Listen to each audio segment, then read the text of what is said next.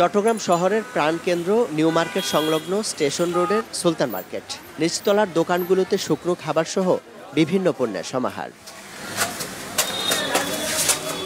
কিন্তু ভবনের সরু সিঁড়ি বেয়ে উপরে উঠতেই দেখা মিলল ভয়াবহ চিত্রের। ফাটল ধরা সিঁড়ি, সিলিং থেকে খসে পড়া পলেস্তারা আর কংক্রিটের আস্তরণ ভেদ করে বেরিয়ে এসেছে মরিচা ধরা রড।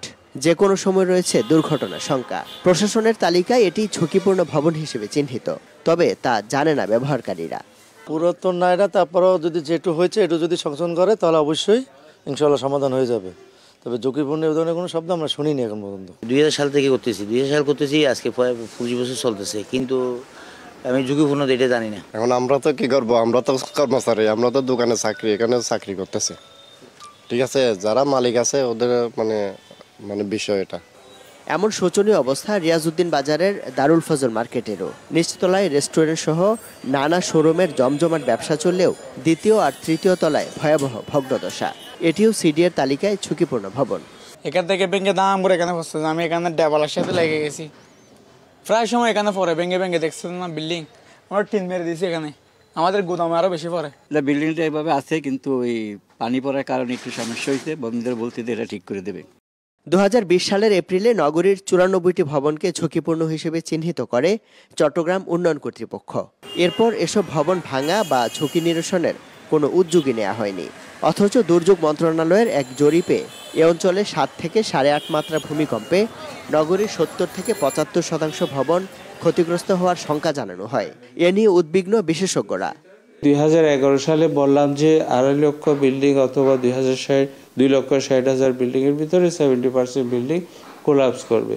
তাইলে সেই বিল্ডিংগুলো শক্তি বৃদ্ধি করার প্রকল্প হাতে নিল কিনা, অ্যাসেসমেন্ট হলো কিনা, সেটা হয় নাই। 2011 সালেও কিন্তু নতুন বিল্ডিং কোড আসে নাই। 2020 অথবা 21 সালের দিকে এই বিএনবিসি বাংলাদেশের বিল্ডিং কোড 2020 আসলো বাজারে।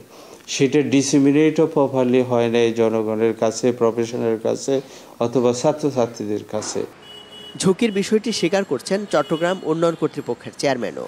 সিটি কর্পোরেশন, ফায়ার সার্ভিস সহ সংশ্লিষ্টদের নিয়ে নতুনভাবে ঝুঁকি নিরূপণ এবং নিরসনের উদ্যোগ নেওয়ার আশ্বাস তার।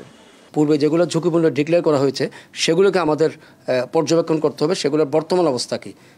যদি এগুলা বর্তমানে ঝুঁকিপূর্ণ অবস্থার আরও বেড়ে যায় বা এগুলা খালি করানোর প্রয়োজন হয়, তাহলে আমাদের সেদিকে উদ্যোগ নিতে হবে।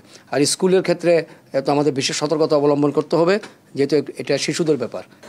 বিশেষজ্ঞরা বলছেন ইন্ডিয়ান, ইউরেশিয়ান ও বার্মিজ এই 3টি টেকটনিক প্লেটের সংযোগস্থলে বাংলাদেশের অবস্থান, যাতে ঝুঁকিতে চট্টগ্রাম কক্সবাজার অঞ্চল।